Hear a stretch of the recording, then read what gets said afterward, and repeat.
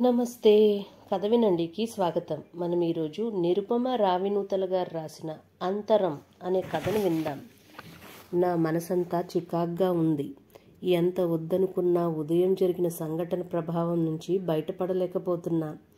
స్కూల్కి సెలవులు కావడంతో నా కూతురు లయ తన స్నేహితురాలు రాజీ ఇంటికి వెళ్తానని అడిగింది. తనని డ్రాప్ చేయడానికి నేను వెళ్ళాను. రాజీ వాళ్ళ అమ్మతో మాట్లాడుతూ 1 నిమిషం కూర్చున్నాను. అక్కడ మాటల్లో పెద్దయ్యాక ఏం అవ్వాలనుకుంటున్నారన్న టాపిక్ వచ్చింది. రాజీ డాక్టర్ అని చెప్పింది. లయని అడిగినప్పుడు తను ఒక వెట్టకారపు చూపు నా వైపు చూసింది. నేను మా అమ్మలా అవ్వాలనుకుంటున్నాను. అప్పుడు రోజంతా ఇంట్లో ఉండొచ్చు, కావలసింది తినొచ్చు, ఎప్పుడంటే అప్పుడు షాపింగ్కి వెళ్ళొచ్చు, ఏ పని లేకుండా హాయిగా హ్యాపీగా గడపొచ్చు. మా అమ్మలాగే నేను రాణిలాగా జీవితాన్ని అనుభవించాలనుకుంటున్నాను అని వ్యంగ్యంగా నవ్వింది. ఈ మధ్య దాని ధోరణి గమనిస్తూనే ఉన్నాను. ఫ్రెండ్స్ పుట్టినరోజుకి చాలా ఖరీదైన బహుమతులు కొనటం, తన కోసం ఖరీదైన గ్యాడ్జెట్స్ అడగటం, చిన్న చిన్న గెట్ టుగెదర్లు కూడా చాలా గ్రాండ్గా చేయాలనుకోవటం, ఇవన్నీ ఒక కంట కనిపెడుతూనే ఉన్నాను. మరి అనవసరం అనుకున్నవి ఏనాడు నేను తనకి కొనివ్వలేదు. వాళ్ళ నాన్నను కూడా కొననివ్వలేదు. అందువల్ల అప్పుడప్పుడు మా తల్లి కూతుళ్ళ మధ్య మనస్పర్ధలు, సర్దుకుపోవటాలు మామూలే. కానీ ఫ్రెండ్ ఇంట్లో తను చెప్పిన సమాధానం నాకెందుకో బాధ అనిపించింది. పైకి నవ్వు పులుముకుని తనని సాయంత్రం పికప్ చేసుకుంటానని చెప్పి ఇంటికొచ్చి పడ్డాను. ఆఫీస్ నుంచి వస్తూ పిల్లల్ని పికప్ చేసుకురమ్మని నా భర్త ప్రసాద్కి మెసేజ్ ఇచ్చి సోఫాలో కూర్చుని కళ్ళు మూసుకున్నాను. నా మనసు ఆలోచనలు గతంలోకి వెళ్ళాయి. మా అమ్మ నాన్న ఇద్దరూ 2 వేర్వేరే స్కూళ్ళల్లో హెడ్ మాస్టర్లుగా ఉండేవారు. అందువల్ల మా ఇంట్లో చదువుకి అత్యంత ప్రాధాన్యం ఇచ్చేవారు. వారి అంచనాలకి తగ్గకుండా ఉండాలని నేను ఎప్పుడూ చదువులోనే మునిగి ఉండేదాన్ని. మంచి చదువు కోసం మా అన్నయ్యని హాస్టల్లో వేశారు. దాంతో నేను ఇంట్లో ఒక్కదాన్నే నా చదివే లోకంగా ఉండేదాన్ని. మా అమ్మ ఒక పర్ఫెక్షనిస్ట్. నేను ఒక పని చేస్తే ఆ పనిని ఇంకెంత బాగా చెయ్యొచ్చో చెప్పేది. అది తప్పని అనను కానీ ఆ క్షణంలో నేను కోరుకునే గుర్తింపు, గారాబం దొరికేవి కావు. చిన్నతనంలో ఒకసారి అమ్మా నాన్న ఇంటికి వచ్చే లోపల డాబా మీద ఆరిన బట్టల్ని ఇంట్లోకి తీసుకువచ్చి మడతలు పెట్టి, చీరలు పెద్దగా ఉండటం వల్ల చేతకాక పక్కన పెట్టాను. రాగానే నేను చేసింది చూసి మా అమ్మ పొంగిపోయి నన్ను మెచ్చుకుని ముద్దు పెట్టుకుంటుందని ఆశించాను. కానీ తను రాగానే నేను చేసింది చూసి చీరల్ని కూడా ఎలా మడత పెట్టాలో నేర్పిస్తానని నవ్వుతూ చెప్పి లోపలికి వెళ్ళిపోయింది. ఆ క్షణం నాకు కలిగిన నిస్పృహ, నిరుత్సాహం ఇప్పటికీ గుర్తే నాకు. ఒక బొమ్మ గీస్తే రంగులు ఇంకా బాగా వేయొచ్చనో, టీ చేసి ఇస్తే ఇంకా వేడిగా ఉంటే బాగుండేదనో, ఇలా ఎన్నెన్నో. అలా అని వాళ్ళేమీ చెడ్డవాళ్ళు కాదు. నేను నోరు తెరిచి నాకు ఇది కావాలి అని అడిగే అవసరం లేకుండా అన్నీ అమర్చేవారు. వాళ్ళు కనీస అవసరాలకు కూడా కష్టపడే పరిస్థితి నుంచి ఎంతో కృషితో పైకి వచ్చారు కాబట్టి ఆ కష్టాలేవి మేము పడకూడదని మాకు అన్నీ ఇచ్చారు. వాళ్ళ ఉద్యోగ ధర్మాలను బట్టి తెలియని ఒక గాంభీర్యం ఉండేది వాళ్ళ దగ్గర. నేను కలలు కన్న ప్రేమ, గారాబం నాకు దొరికేవి కావు. తోటి స్నేహితులంతా నన్నెంతో అదృష్టవంతురాలనని, నాకు కావలసినవన్నీ అడగకుండానే నాకు దొరుకుతాయని అన్నప్పుడు నేను వాళ్ళ అమ్మా నాన్నల దగ్గర వాళ్ళు పొందే గారాబం నాకు లేదని బాధపడేదాన్ని.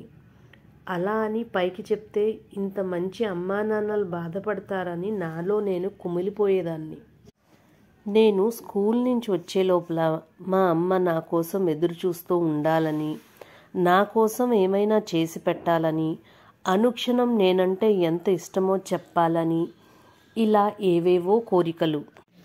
కానీ వాళ్ళు కూడా అలసిపోయి వచ్చి ఎవరి పనుల్లో వాళ్ళు ఉండేవారు. క్రమంగా నేను నా గదికే పరిమితమయ్యాను. ఫ్రెండ్స్ లేరు. నా గది, నా పుస్తకాలు, నా చదువు, ఇదే నా ప్రపంచం. వేరే వ్యాపకం లేకపోవడంతో బాగా చదువుకున్నాను. మంచి ఉద్యోగం తెచ్చుకున్నాను. 2 ఏళ్ల తర్వాత ప్రసాద్తో నా పెళ్ళయింది. అమెరికా వచ్చాను. మొదట్లో కొంచెం ఇబ్బంది పడ్డా, పుట్టింట్లో కూడా ఒంటరిగానే ఉండే నేను ఇక్కడ త్వరగానే అలవాటు పడ్డాను. లయ కడుపున పడ్డప్పుడు నేను బాల్యంలో పడ్డ బాధ తను పడకూడదని, ఉద్యోగం మానేస్తానని, ఒక సాధారణ గృహిణిగా కొన్నాళ్ళు ఉంటానని నేను ప్రసాద్ని అడిగాను. తను కూడా సరేనన్నాడు. అలా లయ పుట్టిన దగ్గర నుంచి ఈనాటి వరకు ఇంటి బాధ్యతంతా నేనే తీసుకున్నాను. కాలక్రమంలో మా చిన్నమ్మాయి కావ్య పుట్టింది. వాళ్ళ ఆలనా పాలన, వాళ్ళ స్కూలు, ఆఫ్టర్ స్కూల్ ప్రోగ్రామ్స్, ఇంట్లో పని అంతా నేను ఒక్కదాన్నే చేసుకుంటూ వచ్చాను. అప్పుడప్పుడు కష్టమనిపించినా ప్రసాద్ సహాయంతో సమర్థించుకున్నాను. ఎప్పుడో ఒకసారి వచ్చే అమ్మా నాన్నలు, అత్తమామలు తప్ప ఇంకెవ్వరి సాయం లేకుండా అన్నీ చేస్తూ వచ్చాను. ప్రతిరోజు నా పిల్లలకి ఇష్టమైనవి వండి పెడుతూ, వాళ్లతో ఆటలాడుతూ, ముద్దులాడుతూ వాళ్ళకి ఎంతో ప్రేమను పంచాను. నేను పొందలేదు అనుకున్న ప్రతిదీ వాళ్ళకి ఇవ్వాలని తప్పించాను. కానీ లయ నా గురించి అనుకుంటున్నది విన్నాక తట్టుకోలేకపోతున్నాను. ఇన్నాళ్ళు నేను ఒక మంచి అమ్మను అనుకున్నాను, కానీ ఎక్కడో నేను ఫెయిల్ అయ్యాను. కాలింగ్ బెల్ మోగటంతో ఈ లోకంలోకి వచ్చాను. ప్రసాద్ పిల్లలు వచ్చారు. నేను ముభావంగా ఉండడాన్ని ప్రసాద్ గమనించాడు. పిల్లలు ఫ్రెష్ అవ్వడానికి వెళ్ళినప్పుడు తన బలవంతం మీద జరిగింది చెప్పాను. డిన్నర్ తర్వాత పిల్లల్ని తన ఆఫీస్ రూమ్కి తీసుకువెళ్ళాడు ప్రసాద్. ఆ మాట ఈ మాట చెబుతూ తన ఫ్రెండ్ ఇంట్లో జరిగిన విషయాన్ని లయ చేతనే చెప్పించాడు. కిచెన్లో అన్నీ సర్దుకుంటూ లీలగా వినపడుతున్న వాళ్ళ మాటల్ని ఆలకిస్తూ ఉన్నాను. నువ్వు పెద్దయ్యాక మీ అమ్మలా ఉంటే తండ్రిగా నేను చాలా గర్వపడతాను. కానీ అలా అవ్వాలని అనుకునే ముందు మీ అమ్మ గురించి పూర్తిగా తెలుసుకో. కంప్యూటర్ ఇంజనీరింగ్లో డిస్టింక్షన్ తెచ్చుకుని పెద్ద కంపెనీలో మంచి జీతం వచ్చే ఉద్యోగాన్ని మీకోసం వదులుకుంది. మన కోసం తన సంతోషాలని వదిలేసింది. మీరు ఇబ్బంది పడకూడదని తన కెరీర్ను కూడా కాదనుకుంది. మీకు ఆరోగ్యం బాగా లేకపోతే రాత్రంతా మేలుకుని ఉండి సేవలు చేసింది. మీ అమ్మ ఎప్పుడు షాపింగ్కి వెళ్ళినా అది మీకోసమో నా కోసమో అయి ఉంటుంది తప్ప తన కోసం తను ఏనాడైనా ఏమైనా కొనుక్కోవటం చూసావా? ఇంట్లో ఉండి నచ్చింది తింటుందనుకుంటున్నావు, కానీ తను రోజు కనీసం బ్రేక్ఫాస్ట్ అయినా చేస్తుందో లేదో ఎన్నడైనా గమనించావా? అసలు కాసేపు స్థిమితంగా కూర్చుని తినేటంత టైం మనం తనకి ఇస్తున్నామా? నీకు నీ చెల్లికి అన్ని పనులు చెయ్యడం, మిమ్మల్ని స్కూల్లో డ్రాప్ చేసి మళ్ళీ తీసుకురావడం, మీకు నచ్చినట్లు వండి పెట్టడం, అంట్లు బట్టలు మొత్తంగా ఇంటి బాధ్యత సమస్తం తానే చూస్తోంది. మీరు నేను ఇలా ప్రశాంతంగా పనులు చేసుకోగలుగుతున్నామంటే అందుకు కారణం మీ అమ్మ. ఒకరోజు అమ్మ చేసే పనులు నువ్వు చేసి చూడు. నువ్వు అపోహపడుతున్నట్లు మీ అమ్మ రాణిలాగా జీవితాన్ని ఎంజాయ్ చేయడం లేదు. మన కోసం దాసీలా కష్టపడుతోంది. అది కూడా సంతోషంగా, ఎలాంటి కంప్లైంట్స్ లేకుండా. ఈ పనులన్నీ తనకు చిన్నప్పటి నుంచి అలవాటై చెయ్యట్లేదు. తను మీకంటే మహారాణిలా పెరిగింది వాళ్ళింట్లో. అయినా మన కోసం ఇదంతా చేస్తోంది. అమ్మలు సరిగ్గా లేని కుటుంబాల్లో పిల్లలు ఎలా ఉంటారో ఈ దేశంలో చాలానే చూస్తుంటావు నువ్వు.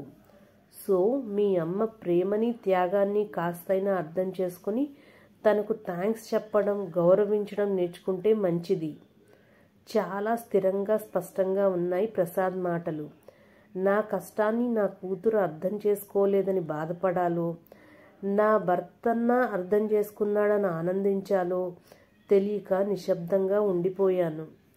2 నిమిషాల తర్వాత అడుగులో అడుగు వేసుకుంటూ వచ్చింది నెమ్మదిగా. ఐఎమ్ సారీ మామ్ అంది లయ. దాని కళ్ళు వర్షించడానికి సిద్ధంగా ఉన్నాయి. ప్రసాద్ మాటల తీవ్రతకు భయపడిందో లేక నిజంగానే పశ్చాత్తాపపడిందో కాలమే చెప్పాలి.